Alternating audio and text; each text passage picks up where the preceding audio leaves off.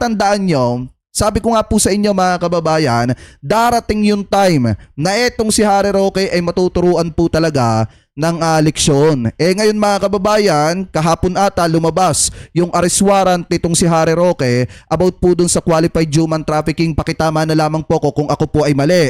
At dahil po dyan nag-live etong si Harry Roque patungkol dun sa lumabas mga kababayan na warrant of arrest laban po sa kanya na posibleng padaanin sa Interpol or di kaya naman mga kababayan yung pagpapabalik po sa kanya dito po sa ating bansa gamitan ng ipasok mga kababayan sa pamamagitan ng extradition. So ngayon kung titingnan nyo, nagkaroon ng live itong si Harry Roque at iginigit po niya sa taong bayan na panggigipit lamang daw po sa kanya yung ginagawa ng gobyerno na nilabasan po siya ng warrant of arrest. So ngayon, ito i-play po natin.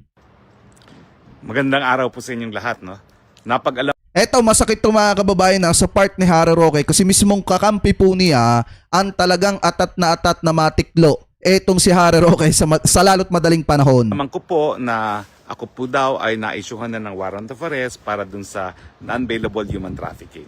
Well, yan po talaga ang proseso, no? Na matapos na magkaroon ng resolution ay mag-i-issue ng warrant of arrest ang hukuman para magkaroon siya ng jurisdiction para litisin ang kaso. Ganun pa man, meron po akong mga remedyo na gagawin ko naman po. No? Nandyan po yung motion for reconsideration na alam kong wala ng pag-asa dahil lang pong DOJ ay talagang political. Pero bago po tayo makapunta sa hukuman, kinakailangan talaga mag-file ng ganyang motion for reconsideration. So, gagawin po rin po natin yan at bukod pa po dyan ay meron ding remedyo dun sa hukuman mismo. No? Bagamat nabago na po yung rules at wala na po yung tinatawag na determination of probable cause, ay meron pa rin pong karapatan ng isang akusado na humiling sa RTC na pagdidismiss ang kaso dahil nga po sa grave abuse of discretion na tinatawag. Naniniwala po ako na merong grave abuse of discretion dahil wala po talagang kahit anong ebidensya na nagpapakita na ako ay nag-recruit at ang pamamaraan ay sa paggamit ng dahas at para pagsamantalahan yung gawain ng tao. No? At wala rin kahit anong ebidensya na nagpapakita na ako po ay nakipagsabuatan sa aking kliyente. No?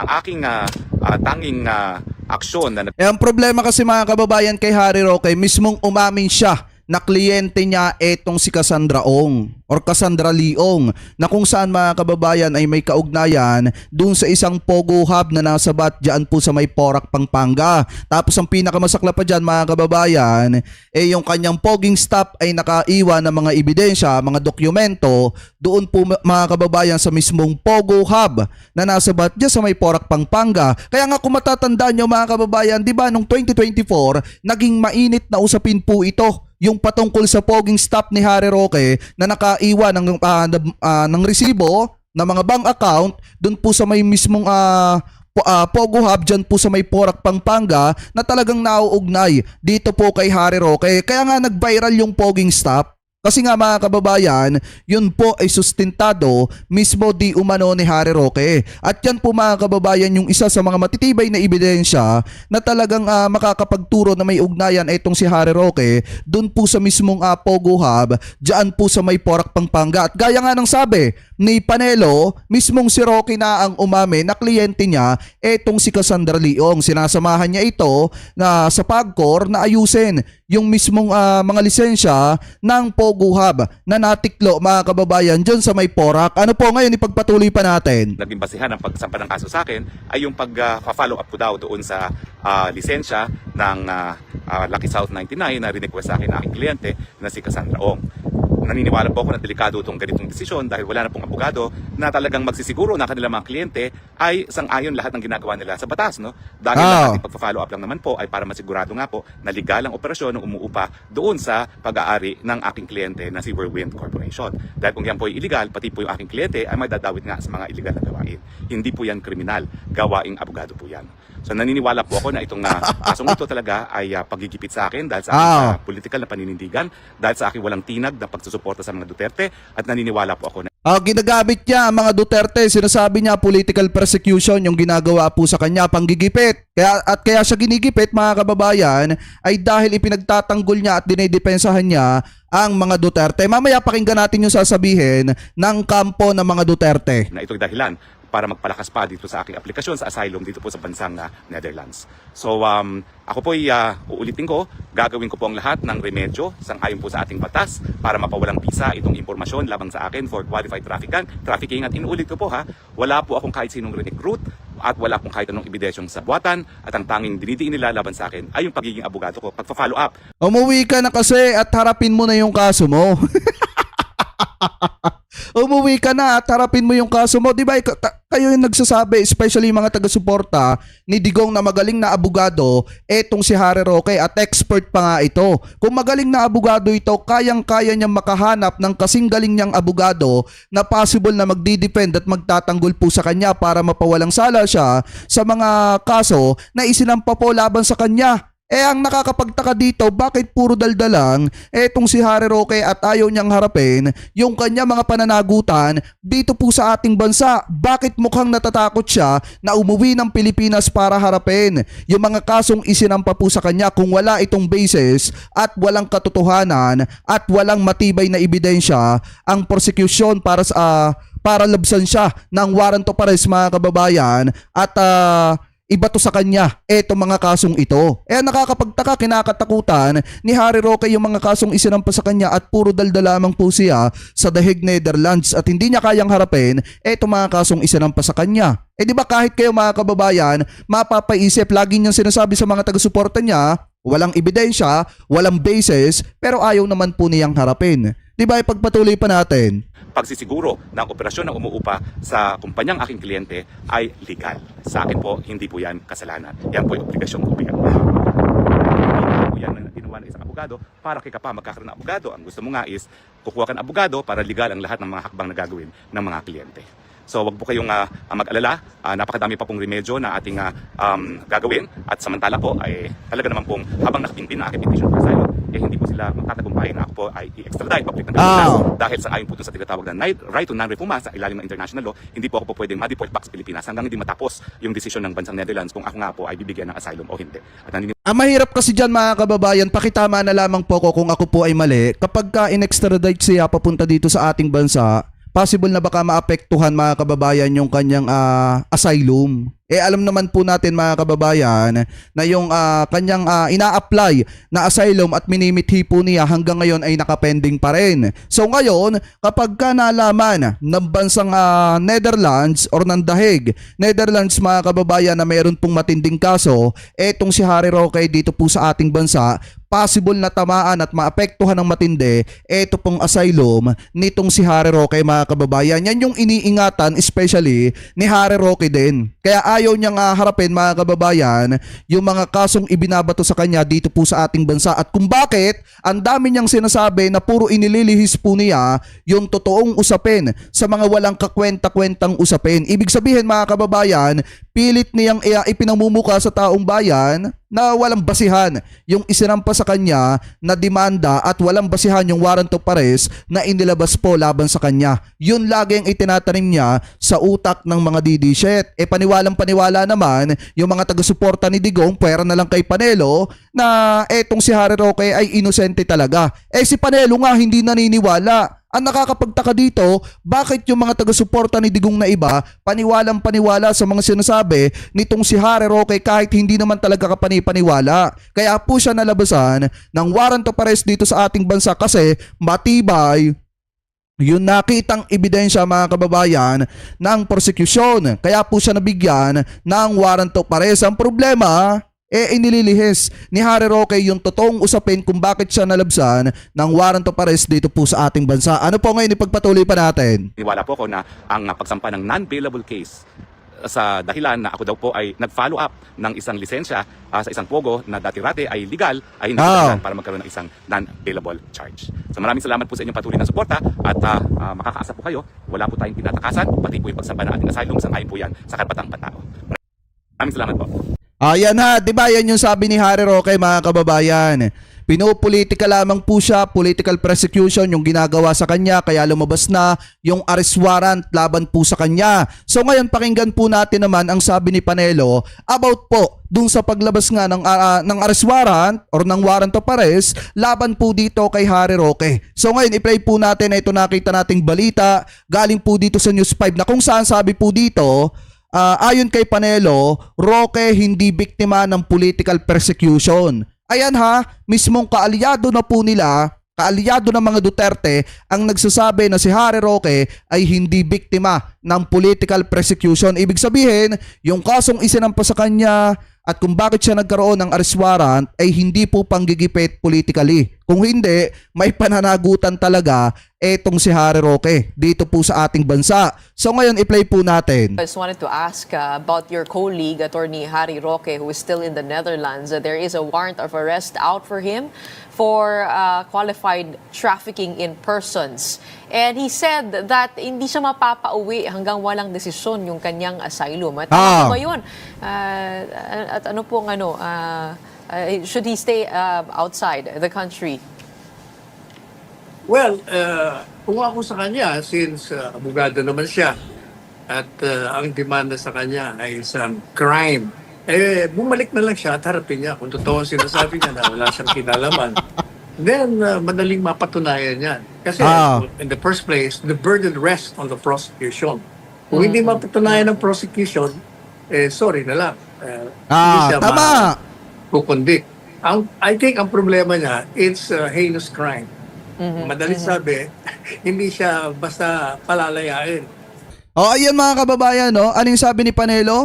Kung ako sa kanya, harapin na lang niya. Umuwi na lang siya ng Pilipinas at harapin na lamang po niya yung mga kasong isinampa sa kanya. Kasi kung tutusin, hindi naman talaga biktima ng political persecution etong si Harry Roque. Kaya po siya may kinakaharap na ganyang mga kaso ay dahil mga kababayan, may ugnayan talaga siya doon po sa Pogo Hub na nasabat dyan sa may Porac, Pampanga. Lalo na at matitibay yung ebidensya laban po sa kanya. At ang isa pa, dapat yung ipinangako niya na mga dokumento na ibibigay niya sa Quadcom mga kababayan, dapat ibigay niya rin. Nangako siya doon sa Quadcom na magbibigay siya ng mga dokumento na makakapagpatunay na wala talaga siyang kasalanan, pero ang ending, saglip na ibigay niya at harapin niya yung mga allegation laban po sa kanya, ano ginawa niya? Nagtago at pumunta ng ibang bansa. So ngayon, maliwanag naman na mismong kaalyado ni Duterte ang nagsasabi na dapat harapin ni Harry Roque yung kanyang mga obligasyon dito po sa ating bansa. Alam niyo ba mga kababayan, kapag ka tumindi ang away ni Panelo at saka ni Harry Roque, baka eto na yung isa sa pagmula ng matinding lamat ng mga taga-suporta ni Digong. Bakit? Dahil mga kababayan, nalilito na yung mga kababayan Pilipino po natin, especially yung mga DD-shit na nakikinig kay Panelo at kay Harry Roque, kung sino ba ang kakampihan nila at kung sino ba ang sasamahan nila. Ganong etong si Panelo, talagang malapit na malapit kay Duterte at kaalyado talaga ito ni Digong, samantalang etong si Harry Roque ipinagtatanggol naman ang mga Duterte. At ngayon etong si Panelo at etong si Harry Roque mayroong sigalot na napakatindi at talagang kita nyo naman yung sinasabi ni Panelo dito, sa lalo't madaling panahon mga kababayan, kung mapapansin nyo yung mga binibitawan niya salita, gusto niyang matiklo agad-agad etong si Harry Roque. Gusto niyang umuwi si Harry Roque at harapin yung mga kaso, pero alam naman ni Panelo na kapag ka na-aresto etong si Harry Roque, hindi po siya agad papakawalan. Lalo na at yung kaso na isinampa laban po sa kanya talagang matindi mga kababayan at non-bailable dahil qualified human trafficking po yon. Pakitama na lamang po ko kung ako po ay mali. So ngayon ipagpatuloy pa natin. Kailangan, kasi immediately ikukulong siya. And diba? he has to file a petition for bail. Pwede naman eh. File kagad siya ng petition for bail at the prosecution will have to prove with strong evidence na guilty siya. Otherwise, i-release siya. Kasi kung hindi siya uuwi, yung tao, alam mo naman tayo mga Pilipino, pag hindi ka humanap sa akusasyon sa'yo, ibig sabihin guilty ka. Tama man o mali, yan ang perception. Tama! Sa kanya. So if I were here, kaya ayaw umuwi ni Harry Roque kasi guilty siya. Yun ang totoo dyan mga kababayan. Alam ni Harry Roque sa kanyang sarili na kapag ka nagsimula na yung investigasyon at paglilitis patungkol dun sa kasong isinampa sa kanya, baka lumabas lalo yung mga ebidensya na makakapagturo na may malalim siyang ugnayan dito po sa mga kasong isinampa laban po sa kanya. Especially, may malalim siyang ugnayan kay Cassandra Leong. So ngayon, kung iisipin nyo ding mabuti mga kababayan, alam ni Panelo kung ano yung kahihinatnan ni Harry Roque once na umuwi siya ng Pilipinas. Makukulong at makukulong talaga yang si Harry Roque na yan. Umuwi ka Umuwi na. na lang siya, oo. Pero sabi po niya, politically persecuted daw po siya, no? Oh, you don't agree? Mahirap. Alam mo, mahirap yung political persecution at sinasabi niya. Kasi, mismong galing sa bibig niya kasi during the congressional hearing, lumalabas na talagang abogado siya. Marami siya mga contradiction, inconsistencies. Kaya siya na-demanda eh. Galing mismo sa kanya. So you don't agree that he is being politically persecuted, that there is merit to the investigations? No, I do not think so. Kung ako siya sa kanya, abogado naman siya. Umuwi na lang siya. Umuwi Harapin na niya. lang siya. Oh, ayan oh. Ano? Ano? Ano masasabi ng mga taga-suporta ni Digong dyan? Kita nyo ha, konti na lang makakapanghikayat na itong si Harry Roque ng simpatya sa mga kababayang Pilipino natin eh.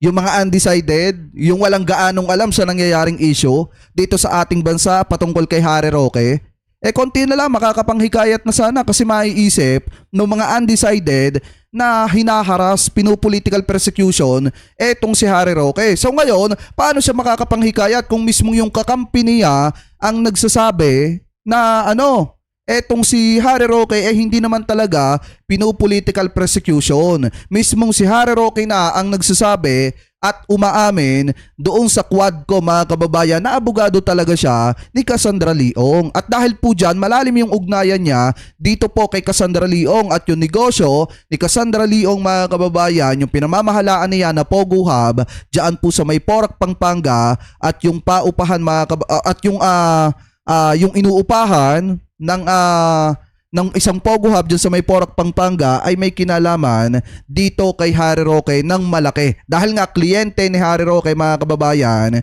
yung mismong inuupahan ng Pogo Hub dyan po sa may Porac, Pampanga. So ngayon, maliwanag naman kay Panelo at galing mismo yan sa kaalyado ni Duterte na hindi pinopolitical persecution etong si Harry Roque. Kaya dapat umuwi etong si Roque, total abogado naman siya, harapin niya yung kanya mga pananagutan dito po sa ating bansa or baka ayaw niyang umuwi pwede naman din mga kababayan na i-extradite etong si Harry Roque pabalik ng bansa or ibalik ng Pilipinas para harapin niya ang mga pananagutan niya dito po sa ating bansa. So ngayon pakinggan po natin etong nakita nating balita galing po mga kababayan dito naman sa teleradyo na kung saan ayon po dito, pwedeng i-extradite mga kababayan etong si Harry Roque papunta ng Pilipinas para harapin yung kanya mga pananagutan dito po sa ating bansa. So ngayon, sabi po dito sa teleradyo, DOJ may request sa Netherlands to extradite Harry Roque. Bakit mga kababayan? Dahil nga may pananagutan siya dito sa ating bansa. I-play po natin. Ngayon naman nasa linya na po, pinagbigyan tayo natin siyang makausap si Undersecretary Raul Vasquez ng Department of Justice. Magandang gabi po, Yusek, at welcome po dito sa Johnson Ikwento Mo, si ating Amy Estareha po. Magandang gabi, Amy, at magandang gabi sa iyong tagapakinig at manonood. Opo, naku, Yusek, kasi pinag-uusapan na talaga, mainit na mainit ngayon itong napipintong pag-aresto kay dating presidential spokesperson Harry Roque. So ano po ba ang latest patungkol dito? Meron ng warrant of arrest na in-issue ng korte kung saan nakabimbin yung kaso na trafficking at yan ay gagamitin na para siya ay ma-aresto at madala sa korte. Opo. At kanina po may balita na makikipag-ugnayan na po ang DOJ o pinag-aaralan na makipag-ugnayan sa Interpol? Isang posibilidad naman yan, Amy. Ang isang anggulo kasing pwedeng tignan din ay yung trafficking in person na krimen ay isang krimen na isang magagamit kasi yan ay penalized sa Pilipinas at penalized din sa Netherlands. Ano yung mga sumisimpatya kay Harry Roque, malapit na yung request ninyo, yung mga didishit dyan na nagsasabi na bring back home Harry Roque. Eto mangyayari mga kababayan. Kasi nga naman, kapag kahit sabihin natin na yung proseso medyo matagal, pero kapag nag-request kasi mga kababayan ng Pilipinas na etong si Harry Roque, i-extradite pabalik ng Pinas, pamula sa Dahig Netherlands pabalik ng Pinas, malaki po ang posibilidad na etong si Harry Roque ay mapabalik ng Pilipinas para harapin yung kanyang mga pananagutan. Dahil nga etong kaso po na isinampa kay Harry Roque talagang hindi po ito katanggap-tanggap, ika nga, dahil nga mga kababayan, ito po ay trafficking. Napakabigat na kaso dito po sa ating bansa. So ngayon ipagpatuloy pa natin. At ang isa pang aspeto niyan ay maliban doon, pwedeng manghingi tayo ng extradition. Hindi lang kasi yung Interpol ang warrant of arrest pinag-uusapan dyan. Kasi kung Interpol lamang, ang role niyan ay para mahanap siya kung nasaan siya at arestuhin kung red notice ang hihingin. Pero yung extradition, yan ang anggulo na pwede siya mapabalik dito sa Pilipinas para harapin ang nakabibing kaso sa kanya. Di ba? Ang Pilipinas kasi at ang Netherlands ay parehas na state parties. Tayo ay miyembro sa United Nations Convention on Transnational Crimes, no? At isa doon yung transnational crime na yan ay itong trafficking in person. So, sa kadahilan ng parehas na kaso na pwedeng magamit, yan ay pwedeng maging basehan para manghingi ng extradition ang Pilipinas sa Netherlands para ibalik si yung dating spokesperson Harry Roque. Legally, yun ang option na nandyan sa harap ng ating Department of Justice, ang ating gobyerno. Opo, lalo't na 'di ba, Yusek, tinanggihan ng Kita nyo ha, pakinig nyo mga kababayan, pwedeng gamitin nyo ng Pilipinas para mapabalik. Yung kaso niya na trafficking mga kababayan ay pwedeng gamitin laban kay Harry Roque ng Pilipinas. Pabalik dyan sa Dahig Netherlands, pabalik ng Pilipinas etong si Harry Roque para harapin niya yung kanyang mga pananagutan dito. So ngayon, yung sinasabi ni Harry Roque na hindi siya pwedeng aarestuhin dahil nga yung kanyang asylum naka-apply, naka-pending dyan po sa Dahig Netherlands. Ang masaklap nga dyan mga kababayan na pwedeng mangyari kapag ka nangyari yung extradition na yan, pwedeng madamay yung application na nakapending ni Harry Roque for asylum dyan po sa Dahig Netherlands. Kaya nga kung titingnan nyo, kailan ba sinagot ni Harry Roque ng direkta yung kasong isinampa sa kanya? Napakinggan nyo ba mga kababayan na etong si Harry Roque sinabi na yung kaso niya mga kababayan talagang walang katotohanan at talagang walang pupuntahan. Maliwanag naman mga kababayan na ang sinasabing malimit ni Harry Roque, hindi siya maaresto dyan po sa Dahig Netherlands kasi nga mga kababayan, unang-una yung kanyang application for asylum naka-apply at naka-pending dyan po sa Dahig Netherlands. Yun po yung lagi niyang ginagamit para mapagtakpan mga kababayan yung katotohanan na may warrant of arrest na siya at anytime pwede nang gumawa ng hakbang ang Pilipinas para mapabalik po siya ng Pinas. Ngayon ipagpatuloy pa natin. the Netherlands yung hiling niya noon for asylum? Actually, kung mayroong request for extradition, hindi kasi importante yung asylum issue kasi nga kung ang kahit na mismong citizen ng isang bansa, for example, ay nandun sa ibang bansa at siya ay may kaso na nagawa sa isang bansa na miyembro din ng isang convention gaya nito, yung United Nations Convention on Transnational Crimes. O kaya merong extradition treaty. Yan ay pwedeng basehan na rason para siya ay ibalik para harapin yung kaso doon sa nang hihingi yung requesting party na tinatawag. Di ba mga kababayan, maliwanag naman ang sinasabi dito ni Yusek Raul Vasquez. Sa madalit salita, pwedeng gumawa ng hakbang ang Pilipinas para mapabalik ng Pilipinas etong si Harry Roque. Ngayon mga kababayan, kung makikita nyo, since naging mainit na usapin, yung extradition na yan para mapabalik ng Pilipinas etong si Harry Roque, eto po yung naging sagot ni Harry Roque dyan po sa mga issue na yan. Nanggagalaite at gumagawa ng matinding issue etong si Harry Roque, inililihis niya yung totoong usapin patungkol po dun sa warrant of arrest na lumabas po laban sa kanya at dun sa possible na gawin ng Pilipinas na mag-request ng extradition dyan po mga kababayan sa Dahig Netherlands laban po dito kay Harry Roque para mapabalik ng Pilipinas. So ngayon, ang sabi ni Harry Roque dito, ang tanging sagot lamang po niya, inutil talaga si Marcos Jr. Pagkatapos ng 2025 election, eto po ang paliwanag. So ngayon, i-play po natin. Talagang presidente ngayon ang inutil na talagang presidente ngayon ang Bongbong Marcos Jr. Dahil wala na siyang kasagsagan na puwersa, siya po ngayon ay inutil. Hindi nakapagpanalo ng Mario man lang ng kanyang mga kandidato. Alam niyo pa ho, pinakamasakit. Yung Oh, hindi na nga nag-iimik yung mga kasama niya dito eh. Pansinin niyo mga kababayan ha, nakatingin na lang sa kanya yung mga kasama niya dito. Napapatingin na lang sa kanya, hindi na nga umiimik yung iba.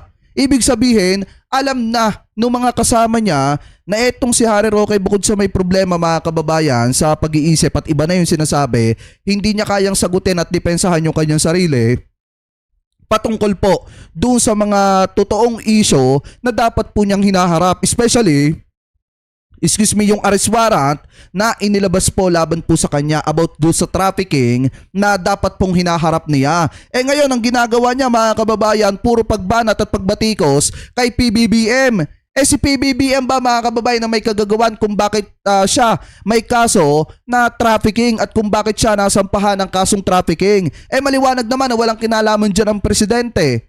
Eh kaya naman siya nasampahan ng ganyang klase ng kaso dahil sa ugnayan niya dito po kay Cassandra Leong at dun sa Pogo Hub sa may Porac, Pampanga na nasabat ng ating mga otoridad. So ngayon kung titingnan nyo, ito yung malimit yung sinasabi, tuwing masusukol po sila, lalaitin nila at babastusin po nila ang presidente kahit wala namang sapat na basihan at dahilan mga kababayan para sabihin yon at iba to sa presidente yung mga salitang yan. Eh kung tutusin, mas inutil pa nga etong si Harry Roque mga kababayan kasi simpleng sarili na lamang po niya yung kanyang ipagtatanggol at ididepensa sa mga kasong ibinato sa kanya, lalo na't abogado pa naman din po siya at sinasabi ng mga taga-suporta niya na magaling po siya, wala po siyang magawa para harapin yung mga kasong yon na ibinabato laban sa kanya. So siya ang totoong inutil mga kababayan dahil wala siyang lakas ng loob para harapin yung mga kasong dapat hinaharap niya dito sa bansang Pilipinas. Kanyang partido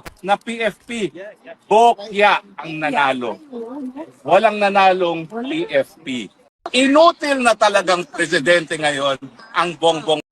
O ayan mga kababayan ha. Ayan yung panglihis ni Harry Roque dun sa totoong usapin na dapat po ay hinaharap niya.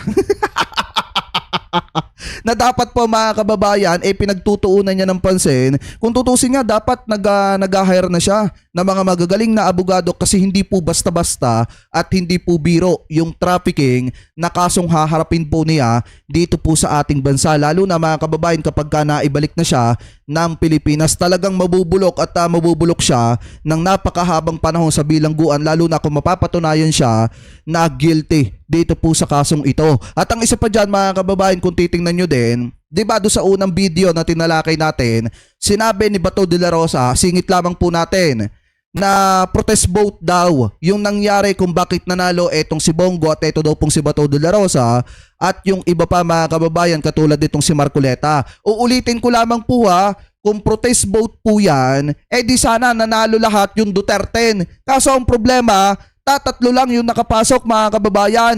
Bonus na lang kasi nakapasok etong si Camille Villar at etong si Amy Marcos. Hindi pa nga alam ang dahilan kung bakit pa nakapasok at nanalong senador. Yang mga yan. Kung protest vote yan, di sana nanalo yung Duterte ni Digong. Ang problema, tatatlo nga lang ang nakapasok. So hindi po natin masasabi na protest vote mga kababayan ang dahilan kung bakit nanalo yung tatlo. Etong si Bongo, si Bato de la Rosa at ito pong si Marcoleta. Alam naman po natin mga kababayan na dinala po yan ng INC kaya po sila nanalo. At alam naman po natin mga kababayan na isa ang Mindanao sa dahilan kung bakit nanalo yang mga yan. Pero pagdating dito sa Luzon mga kababayan, olats po yang mga yan. Ano